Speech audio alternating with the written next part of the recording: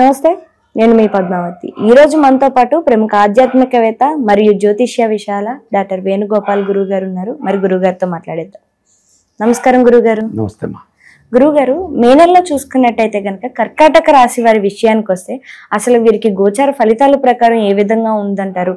వీరికి అనుకూలంగా ఉండేవి ఏంటి? ఏ విషయాల్లో వీరి జాగ్రత్త తీసుకోవడం ద్వారా మరింత మంచి ఫలితాలు రావడానికి అవకాశం ఉంటుందంటారు?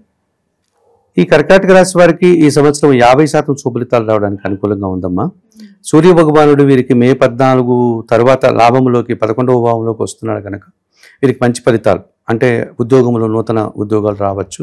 అధికారుల సహకారంతో ఉన్న ఉద్యోగంలో ప్రశాంతంగా బతకడానికి అవకాశం ఉంది. రాజకీయ నాయకులు కూడా మంచి అవకాశాలు వచ్చేటువంటి పరిస్థితి ఉంది. ప్రభుత్వం నుంచి ఏదైనా రావాల్సి ఉంటే అది రావడానికి అనుకూలంగా ఉంది కర్కాటక రాశి వారికి. బుధుడు వీరికి బాగా అనుకూలంగా ఉన్నాడు. 6వ ఇంట్లో బుధుడు సంచారం నూతన వస్తువులు కొనుగోలు చేస్తారు, కుటుంబానికి అవసరమైనటువంటి వస్తువులు. అలాగే ఆర్థిక పరంగా అంటే బ్యాంకుకు సంబంధించిన విషయాలన్నీ కూడా అనుకూలంగా ఉంటాయి. కొన్ని రుణాలు తీర్చుకోగలుగుతారు. వీరికి ఎవరైనా ఇవ్వాల్సి ఉంటే ఆ డబ్బు కూడా వీరికి చేతికి అందేటువంటి అవసరం కనిపిస్తుంది. వ్యాపారాన్ని బాగా డెవలప్ చేసుకోగలుగుతారు. కొత్త వ్యాపారం కూడా ప్రారంభించడానికి అనుకూల వాతావరణం ఉంది. అయితే గురువు వీరికి మే 14 వరకు లాభంలో ఉన్నాడు. ఆ తర్వాత ఆయన 12వ ఇంటికి వచ్చేస్తాడు. సో మే 14 వరకు వీరు మంచి పనులు చేసుకోవాలి. మే 14 తర్వాత కొంచెం జాగ్రత్తలు పడాలి.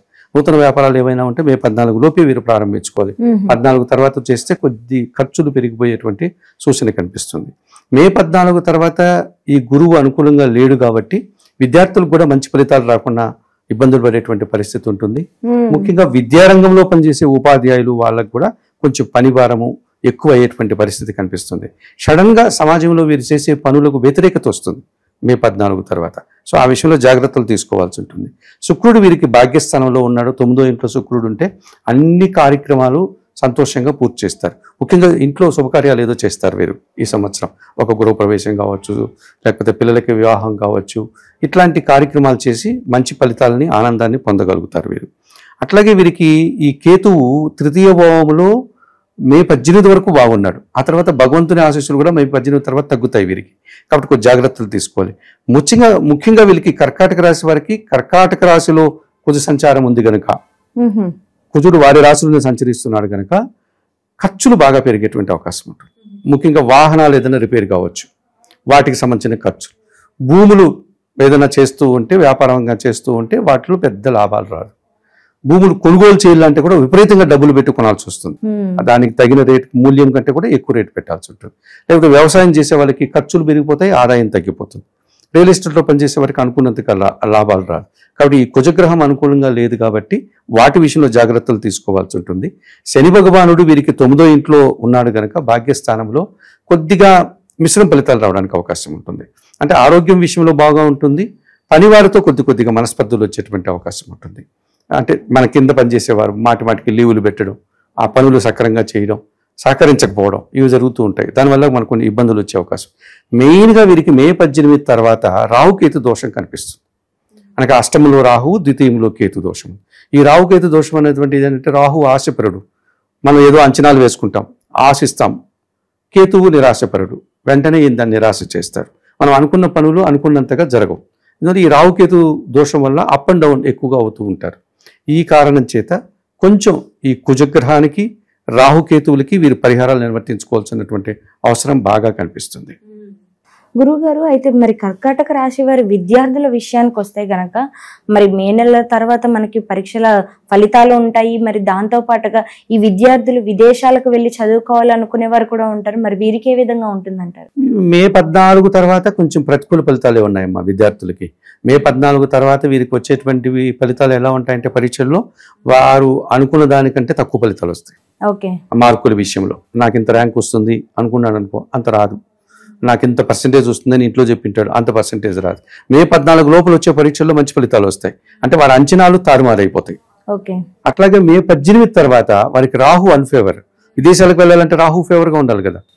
సో మన దేశస్థుడు కాదు కదా రాహు, మన సంస్కృతి కాదు వాడిది, మన దేశం కాదు కదా.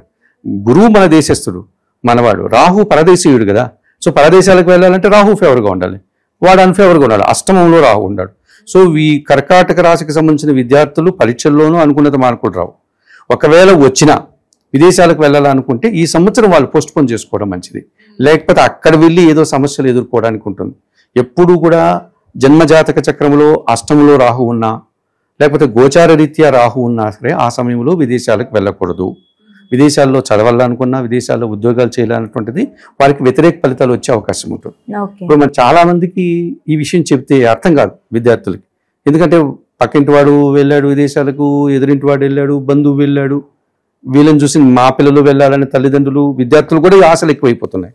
సో విదేశాలలో అందరికీ అనుకూలంగా ఉండదు. రాహు ఎక్కడైనా సరే అష్టమ భావంలో ఉంటే జన్మజాతక చక్రంలో కానీ లేకపోతే గోచార రీత్యా కానీ ఆ సమయంలో వెళితే, రాహు జన్మజాతక చక్రంలో బాగున్నాడు, గోచారంలో బాగాలేడు, కానీ వీడు వెళ్ళాడు అనుకో, ఆ గోచారంలో రాహు అష్టంలో ఉన్నంత వరకు వీనికి ఏదో ఒకటి కష్టం వస్తుంది.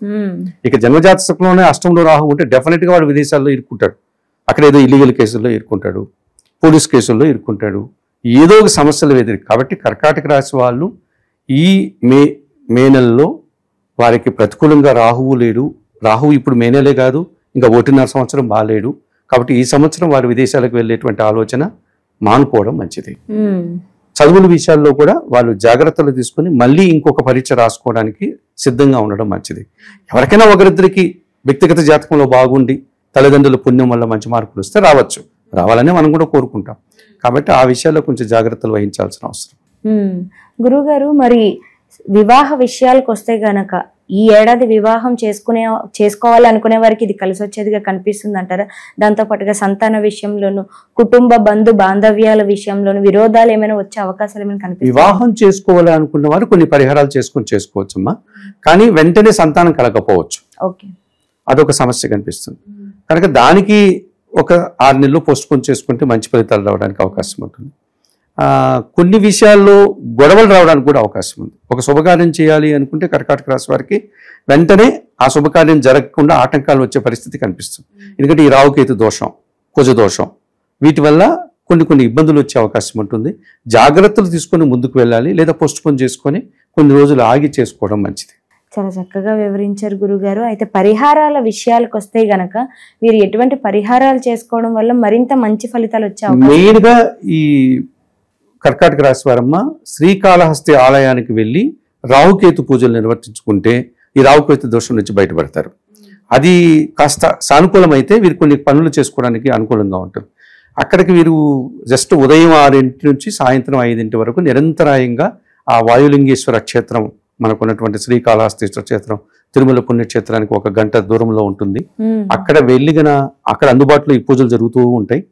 ఏ రోజైనా పర్వాలేదు, ఏ టైం అయినా పర్వాలేదు. మళ్ళా దీనికి మంగళవారమా, శనివారమా, రాహుకాలమా ఇవి లేకుండా వీరికి అవకాశం ఉన్నటువంటి రోజుల్లో ఏదో ఒక రోజు, ఏదో ఒక టైంలో ఉదయం 6 నుంచి సాయంత్రం వరకు ఈ పూజలు బ్యాచ్లుగా జరుగుతూ ఉంటారు. అక్కడ వెళ్ళి రాహుకేతు పూజలు నిర్వర్తించుకొని అక్కడ పూజ అయిన వెంటనే ఆ కాళహస్తీశ్వరుణ్ణి, ఆ జ్ఞాన ప్రసన్న అమ్మవారిని దర్శనం చేసుకొని రావడం వల్ల రాహుకేతు దోషం నుంచి బయటపడతారు. ఇక కర్కాటక రాశి వారికి జన్మరాశిలో కుజుడు ఉన్నాడు కదా, కాబట్టి సుబ్రహ్మణ్య స్వామి ఆలయానికి వెళ్ళి స్వామివారిని దర్శించుకోవడం, లేదా సుబ్రహ్మణ్య స్వామికి స్వయంగా అయినా అభిషేకాది కార్యక్రమాలు నిర్వర్తించడం, ఇది చేసుకోవడం వల్ల కూడా కొంత వీరు బయటపడడానికి అవకాశం ఉంటుంది. ఈ 2 పరిహారాలు చేసుకొని కొన్ని పనులు ఆలోచించి నిదానంగా ముందుకు వెళ్ళడం, లేదు సమస్యలు ఎక్కువ కనిపిస్తే ఆ కార్యక్రమాన్ని వాయిదా వేసుకోవడం వల్ల వీరు ప్రశాంతంగా ఉండడానికి అవకాశం ఉంటుంది. చక్కగా వివరించారు గురుగారు. అయితే కర్కాటక రాశి వారికి ఏ విధంగా ఉంటుందో పాటుగా ఎటువంటి పరిహారాలు చేసుకోవాలి, ఏ దేవాలయాలు దర్శించాలి అనేది కూడా చాలా చక్కగా వివరించారు ప్రతిదీ కూడా. ధన్యవాదాలు గురుగారు.